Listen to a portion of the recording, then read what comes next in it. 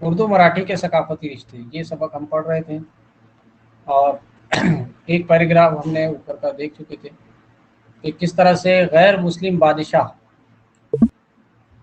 اموگ ورش اور ولبھ رائے گووند سوم ان کے دور کے جو غیر مسلم بادشاہ تھے، راجا تھے، وہ اپنے دور حکومت میں مسلمانوں کے مسائل کو، مسلمانوں کے شرعی امور کی پاسداری کے لیے مسلمانوں میں سے ہی ایک ناظم کو وہ مقرر کیا کرتے تھے، جس کو وہ لوگ ہنرمند کہہ کر پکارتے تھے، ہنرمند ان کو کہا جاتا تھا۔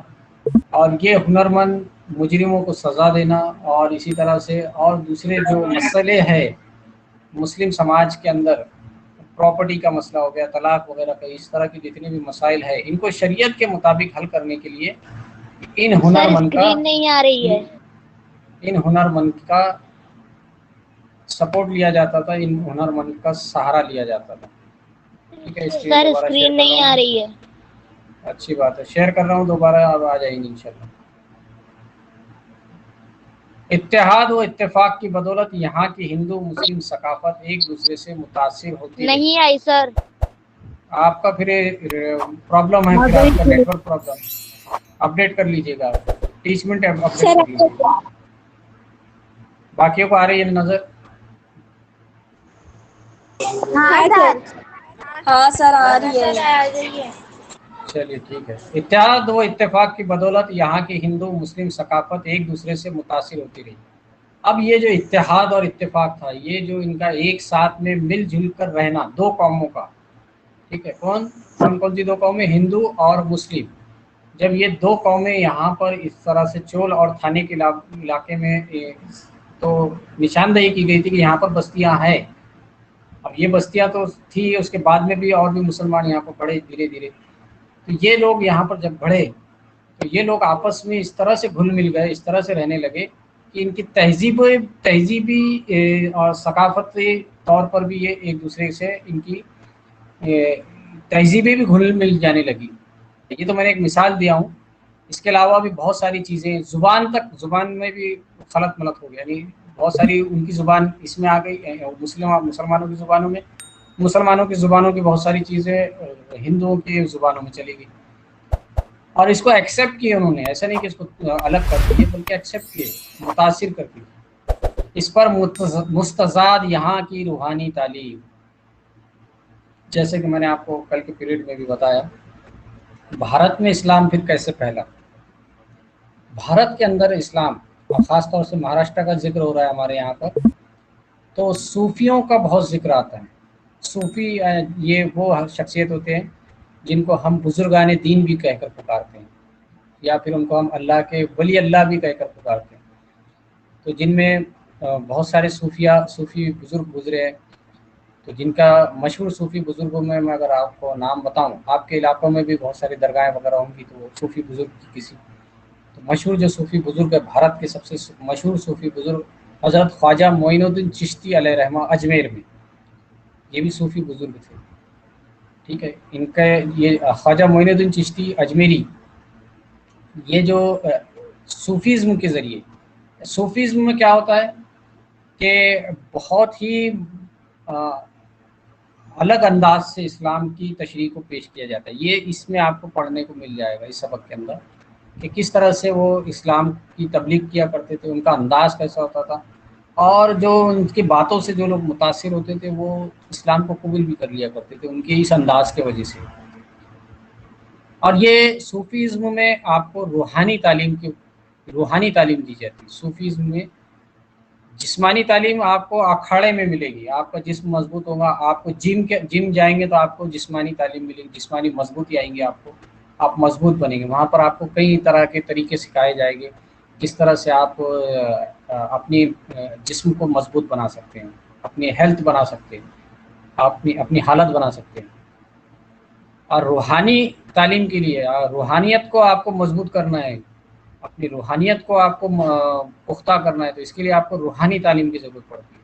اب یہ روحانی تعلیم آپ کو کہاں ملے گی؟ یہ ملے گی آپ کو صوفی بزرگان دین کے پاس۔ تو یہ جو صوفی بزرگ تھے اس زمانے میں، تو یہ اسی طرح سے لوگوں کو روحانی تعلیم دیا کرتے تھے، اور ان کی تعلیم کے اندر ان کے پاس میں، ان بزرگوں کے پاس میں کوئی ایسا نہیں ہوتا تھا کہ صرف مسلمان ہی جائے گا، ان کے پاس میں غیر مسلم بھی بیٹھتے تھے، مسلم بھی بیٹھتے تھے۔ بھارت میں، پورے بھارت میں زیادہ تر انہی صوفی بزرگوں کی بدولت ہی جو ہے تو اسلام پھیلا ہے۔ تو جو لوگ یہ کہتے ہیں کہ تلوار کی نوک پر پھیلا ہے، تو یہ سراسر غلط ہے، بلکہ ان صوفیان کرام کی وجہ سے، ان صوفی بزرگوں کی وجہ سے ہی اسلام کو یہاں پر اتنی تقویت ملی، اتنا یہ تیزی سے پھیلا ہے۔ اور انہوں نے کبھی صوفیزم میں کبھی کسی پر اس طرح سے ظلم و ستم کر کے اس کو زبردستی اسلام کو قبول، ویسے بھی اسلام کے اندر تو یہ ممانعت ہے کہ آپ کسی کو زبردستی مسلمان نہیں کر سکتے، اسلام اس کی اجازت بھی نہیں دیتا۔ تو یہ اپنے تعلیم ہی کچھ اس انداز میں دیتے تھے، اور یہ لوگ جہاں رہتے تھے اس کو خانقاہ کہتے تھے۔ ان کی خانقاہوں میں بہت سارے لوگ آتے تھے، بیٹھتے تھے اور روحانی تعلیم حاصل کرتے تھے، فیض حاصل کرتے تھے، بیٹھتے تھے، ان سے سیکھتے تھے۔ اور پھر ایک وقت یہ آتا تھا کہ وہ پوری طرح سے ان کے رنگ میں رنگ جاتے تھے، ان کے رنگ میں ڈھل جاتے تھے، اور وہ بھی اسلام کے آگوش میں آ جایا کرتے تھے۔ تو اس طرح سے اسلام کو ان لوگوں نے پھیلایا۔ خانقاہ کہتے ہیں جہاں پر یہ صوفی لوگ رہتے تھے، اور وہاں پر یہ اپنے مریدوں کی، اپنے چاہنے والوں کی، اپنے پاس میں آنے والے لوگوں کی تعلیم و تربیت کیا کرتے تھے۔ اچھا، ان کے تعلیم و تربیت کرنے کا بھی ڈھنگ اور طریقہ الگ ہوا کرتا تھا۔ وہ اس انداز میں تعلیم کرتے تھے، اس انداز میں وہ لوگوں کو سکھاتے تھے۔ آگے ہم پڑھیں گے اسی سبق میں کہ ان کا انداز کیسا ہوتا تھا سکھانے، یعنی عورتوں کو اگر سکھانا ہے تو کس انداز سے سکھانا۔ پھگڑی کا آپ نے ابھی اس میں ذکر آیا ہے آگے کہ پھگڑی کھیل کے ذریعے وہ لوگوں کو سکھا رہے ہیں، تو اس انداز، ایک انداز ہوتا تھا ان کو کہ وہ ان کو روحانیت کی تعلیم دیا کرتے تھے، اسلام کی تعلیم سے ان کو آراستہ کرتے تھے۔ تو یہ صوفی بزرگان دین جو ہے تو انہی کی بدولت بھارت میں، پورے بھارت میں، بلکہ پورے بر صغیر میں اسلام پھیلا ہے۔ تو داتا حیات قلندر بہت مشہور ہے، اسی طرح سے مخدوم ماہیم ہے، حاجی علی ہے ممبئی میں، حاجی ملنگ ہے، اور بہت سارے آپ کے بھی علاقوں میں درگاہیں ہوں گی۔ اگر آپ ان کی ہسٹری دیکھیں گے، آپ ان کی تاریخ پڑھیں گے، تو آپ کو پتہ چلے گا کہ انہوں نے اس زمانے میں، اپنے دور میں کتنا انہوں نے اسلام کی اشاعت کے لیے کتنا انہوں نے کام کیے۔ تو یہاں کی جو روحانی تعلیم ہے، اس کے سوتے صوفی سنتوں کی خانقاہوں سے پھوٹے، اس کی جو کرنیں ہیں، سوتے پھوٹنا یعنی اس کی جو کرنیں نکلی ہے روحانی تعلیم کی، ان کے کہاں سے نکلی ہے؟ صوفی بزرگان دین کے پاس۔ انہوں نے ظاہری رنگ ڈھنگ کو اجالنے کی بجائے، انسان کو باہر سے خوبصورت دکھانے کی بجائے باطن کو مجلہ کیا۔ انہوں نے سوچا، انہوں نے کیا کیے، انسانوں کے جسموں پر کام نہیں کیے، انہوں نے انسانوں کے دلوں پر کام کیے، انہوں نے دلوں کو بدلنے کی کوشش کی۔ جب انسان کا دل بدل جائے تو پورا انسان بدل جائے، جب انسان کا دل پھر جائے تو پورا انسان پھر جائے۔ تو انہوں نے انسان کے دلوں پر انہوں نے دلوں کو منور کرنے کی کوشش کی، دلوں کو روشنی میں لانے کی، مجلہ کرنا، اجالے میں لانا، روشنی میں لانا۔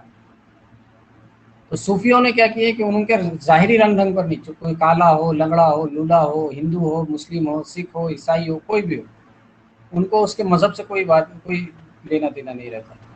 وہ اس کے دل کے اوپر، اس کے دل کو دیکھتے ہیں کہ بھائی اس کے بھی دل میں، اس کے بھی جسم میں ایک دل دھڑک رہا ہے، اور یہ دھڑک ہی نہیں رہا ہے بلکہ اس پر کچھ باتوں کا اثر بھی ہوتا ہے۔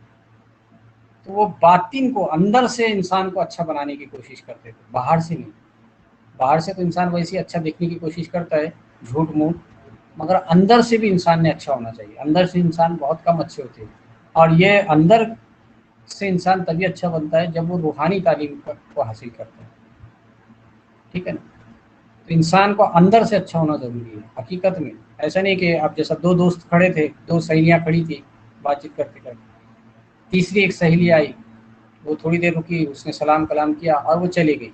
اب وہ جیسی جاتی ہے تو وہ جو دو سہیلیاں کھڑی ہیں وہ اس کی غیبت کرنے لگی، تو یہ باطن ہمارا خراب ہو چکا ہے، اس کی غیبت شروع ہو گئی۔ ابھی وہ تھوڑی دور ہی پر گئی تھی کہ اس کی ہم نے برائیاں، اس کو برا بھلا کہنا شروع کر دیا۔ یہ ہمارا باطن ہے، ہمارا باطن یہ حال پر، اس کو انہوں نے درست کیا، اس کو سدھارا۔ یعنی اگر کوئی ہمارا دوست آئے تو جب وہ چلا بھی جائے تو ہم اس کی تعریف ہی کریں، اس کے عیبوں کو اور اس کی برائیوں کو نہ بیان کرنا، یہ ہے باطن۔ کیونکہ وہ جانتے تھے کہ ظاہری اعتبار سے تو آدمی کا مذہب الگ الگ ہو سکتا ہے. صوفیوں کو پتہ تھا، یہ بزرگان دینوں جتنے بھی گزرے ہیں ان کو پتہ تھا کہ دیکھنے میں تو ان کا مذہب الگ الگ ہے، ان کا دین الگ الگ ہے، باطن میں البتہ اس کی روح ایک ہی ہے، مگر اللہ تعالیٰ نے اس کو بھی انسان بنایا اور اس کے اندر بھی روح کو پیدا کیا ہے. کافر کو بھی پیدا کرنے والی ذات اللہ ہے، مسلمان کو بھی مسلمان پیدا کرنے والی ذات اللہ ہے، ہر شے کو، ہر چیز کو پیدا کرنے والی ذات اللہ ہے. تو وہ اس کو اللہ کی ایک مخلوق سمجھ کر اس کی تربیت کرنے کی کوشش کرتے ہیں. بھلے یہ ہدایت پر نہیں ہے مگر پھر بھی کیوں نہ اس کی ہم تربیت کریں، اور اس کی تربیت کی وجہ سے، اس کی تربیت ہونے کی وجہ سے آگے چل کے ہو سکتا ہے کہ یہ اسلام میں پوری طرح سے آ جائے. یہی وجہ ہے کہ یہاں خانقاہوں میں ہندوؤں کے گرو اور مٹھوں میں مسلمانوں کے مرشد آپس میں ہم رشتہ دکھائی دینے لگے. تو کئی ہندوؤں کو آپ نے دیکھے ہوں گے کہ آج بھی بہت سارے غیر مسلم جو ہے تو درگاہوں پر آتے ہیں چادر وغیرہ چڑھانے کے لیے. مسلمان نہیں جاتے ہیں کہیں پر بھی مگر ہندو آتے ہیں. تو وجہ کیا ہے؟ کیونکہ ان کو آج سے ہی ان خانقاہوں سے، ان صوفیوں سے لگاؤ نہیں ہے، یہ پہلے سے چلا آ رہا ہے ان سے لگاؤ. کیونکہ صوفیزم کی تعلیم میں یہ لوگ بیٹھتے تھے، سیکھتے تھے، ان کے باپ دادا. ٹھیک ہے، کچھ ہدایت پا گئے، کسی نے اسلام قبول کیا، کسی نے نہیں کیا، مگر ایک طرح کا ان کا ایک جڑاؤ ہو گیا، لگاؤ ہو گیا. وہ محبت کرنے لگے ایسی شخصیت سے کہ نہیں بھائی واقعی میں وہ بہت نیک آدمی ہے، بہت اچھا آدمی ہے، ان کے پاس میں جاتے رہنا چاہیے، بھلے ہی وہ ہمارے مذہب سے نہ ہو مگر جاتے رہنا چاہیے. وہ لوگ یہ سوچ کر ان کے پاس میں آتے جانے لگے. تو یہ ایک ایسا بھائی چارگی کا ماحول بن گیا تھا کہ ہندوؤں کے گرو جو تھے، یعنی ہندوؤں کے جو عالم تھے، ان کے جو بڑے بڑے پنڈت تھے، اور مسلمانوں کے جو بڑے بڑے مرشد تھے، جو صوفی بزرگ تھے، وہ ایک ساتھ آپ کو دکھائی دیتے تھے. ایک ساتھ بیٹھے ہوئے، ایک ساتھ گھوم رہے ہیں، پھر رہے ہیں. آج یہ سارا ماحول الٹا ہو چکا ہے. آج کا جو پرفتن دور گزر رہا ہے اس میں ہندوؤں اور مسلمانوں کے بیچ میں اتنی دراڑیں سیاسی فائدے کے لیے کئی سیاسی لیڈران نے ڈال دیے ہیں کہ یہ محبت اب بہت نادر، شاد و نادر ہی کہیں ہی آپ کو یہ محبت نظر آتی ہے. نہیں تو آج ہم اتنے آپس میں بٹ چکے ہیں، ایک ہندو قوم کو، بلکہ ہندوؤں کا محلہ الگ اور مسلمانوں کے محلے بھی الگ ہونا شروع ہو گئے.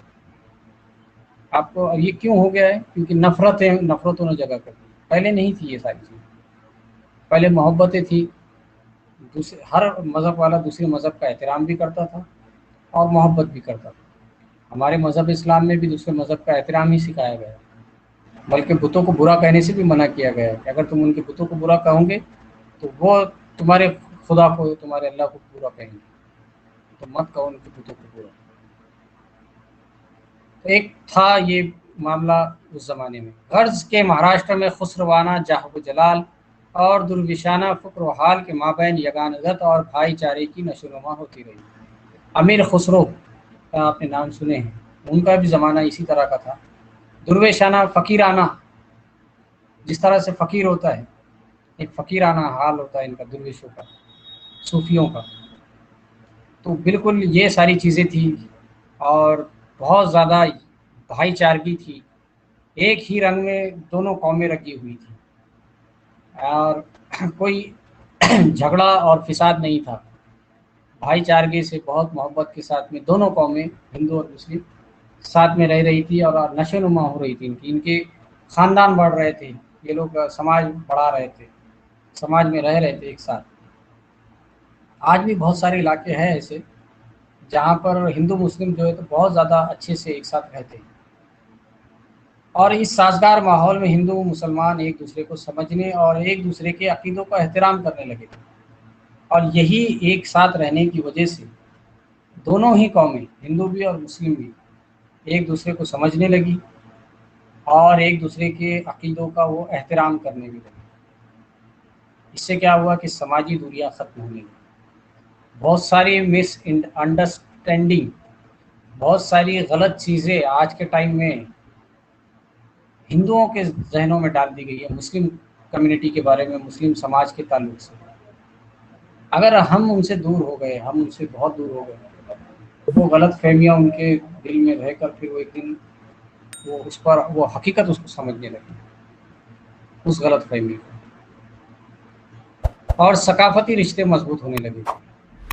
پرانے زمانے میں یہ ساری چیزیں نہیں تھی، سب ساتھ میں رہتے تو کوئی غلط فہمی پیدا ہی نہیں ہوتی تھی، ساتھ میں رہتے تھے، ایک ساتھ رہتے تھے، ہندو بھی اور مسلمان بھی، بازو بازو میں ان کے گھر تھے، مکس رہتے تھے پورے، ان کے ایسے نہیں تھے کہ جیسے آج کے ٹائم میں مسلمانوں کا محلہ ہی الگ، غیر مسلموں کا محلہ الگ، ایسا نہیں تھا۔